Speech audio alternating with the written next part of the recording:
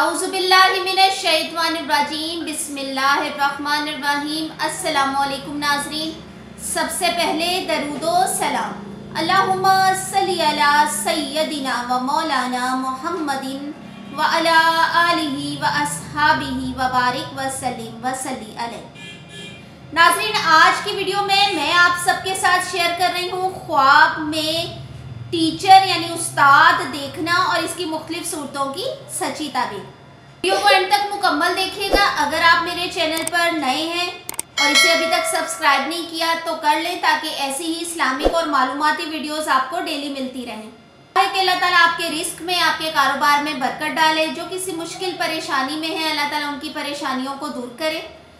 जो किसी बेहतर रोजगार की तलाश में, किसी जॉब्स मिल जाए, आपकी ज़िंदगियों में अल्लाह ताला आसानी लाए और आप दूसरों के लिए आसानी पैदा करने का बाइस बने। आमीन सुम आमीन। आप में से किस किस ने अपने ख्वाब में अपने टीचर्स को देखा हुआ है, मुझे कमेंट सेक्शन में ज़रूर बताइएगा। मैंने तो अक्सर अपने टीचर्स को ख्वाब में देखा हुआ है। मेरी टीचर होती थी मिस महनाज और मिस ज़किया, तो वो अक्सर दोनों मेरे ख्वाब में आ जाती होती थी। तो आज मैं आपके साथ शेयर कर रही हूँ ख्वाब में टीचर देखना यानी उस्ताद देखना और इसकी मुख्तलिफ सूरतों की सच्ची ताबीर।